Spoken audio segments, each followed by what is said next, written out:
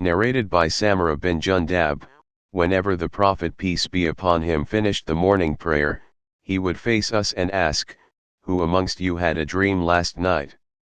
So if anyone had seen a dream he would narrate it.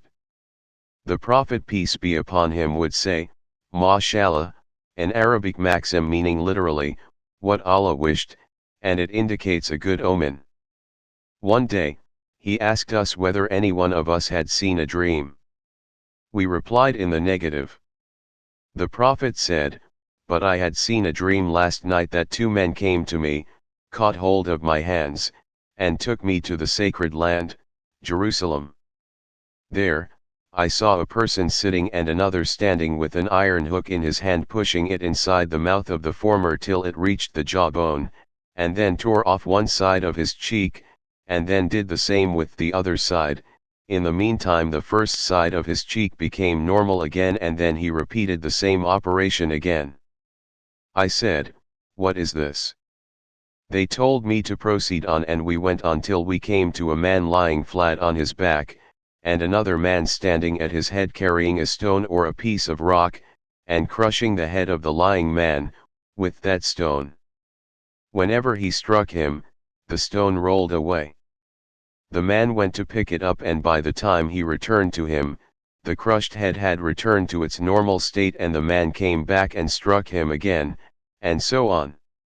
I said, "Who is this?" They told me to proceed on, so we proceeded on and passed by a hole like an oven, with a narrow top and wide bottom, and the fire was kindling underneath that hole. Whenever the fire flame went up, the people were lifted up to such an extent that they about to get out of it, and whenever the fire got quieter, the people went down into it, and there were naked men and women in it. I said, "Who is this?" They told me to proceed on. So we proceeded on till we reached a river of blood, and a man was in it, and another man was standing at its bank with stones in front of him, facing the man standing in the river. Whenever the man in the river wanted to come out, the other one threw a stone in his mouth and caused him to retreat to his original position, and so whenever he wanted to come out the other would throw a stone in his mouth, and he would retreat to his original position.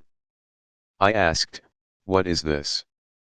They told me to proceed on, and we did so till we reached a well-flourished green garden having a huge tree, and near its root was sitting an old man with some children.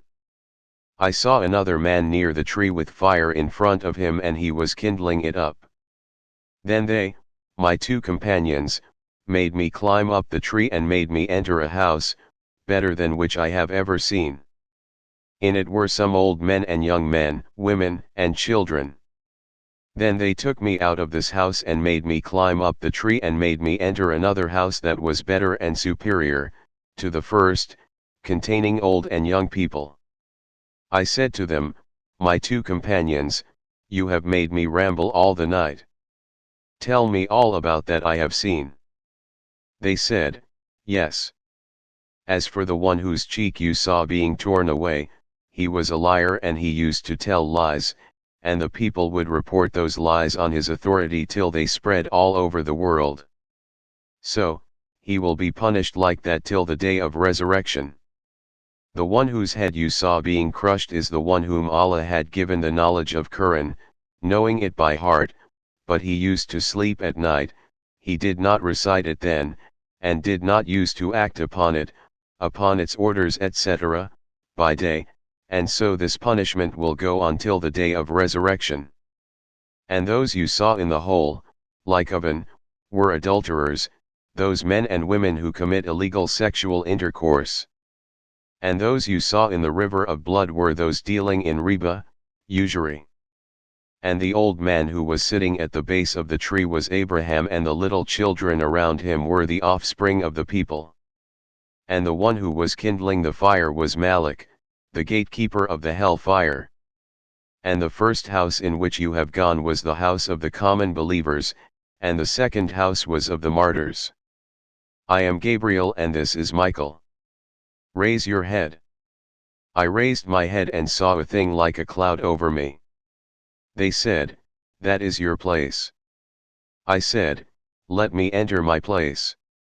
They said, "You still have some life which you have not yet completed, and when you complete that remaining portion of your life, you will then enter your place." Narrated by Hisham's father. Aisha said, "I went to Abu Bakr during his fatal illness, and he asked me, in how many garments was the Prophet peace be upon him shrouded?" She replied, "In 3 suhiliya pieces of white cloth of cotton, and there was neither a shirt nor a turban among them." Abu Bakr further asked her, "On which day did the Prophet die?" She replied, "He died on Monday." He asked, "What is today?" She replied, "Today is Monday." He added, "I hope I shall die sometime between this morning and tonight." Then he looked at a garment that he was wearing during his illness, and it had some stains of saffron. Then he said, "Wash this garment of mine and add 2 more garments and shroud me in them." I said, "This is worn out."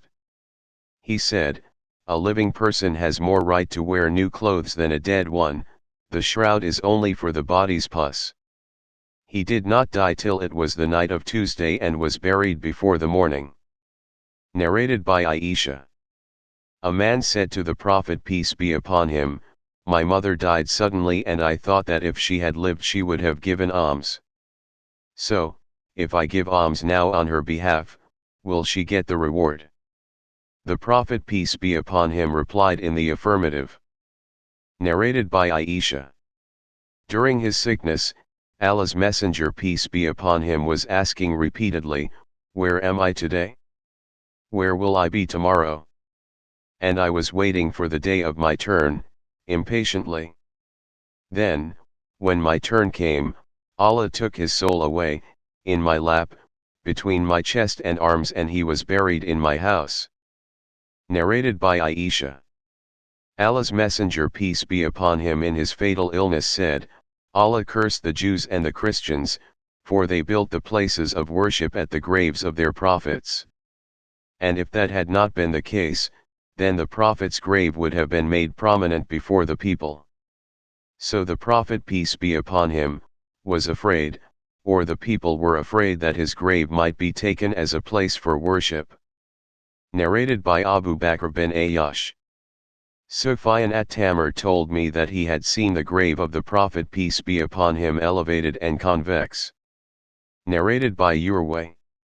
When the wall fell on them, graves, during the caliphate of Al-Walid bin Abdul Malik, the people started repairing it, and a foot appeared to them. The people got scared and thought that it was the foot of the Prophet. No one could be found who could tell them about it till I, Urwa, said to them, "By Allah, this is not the foot of the Prophet peace be upon him, but it is the foot of Umar,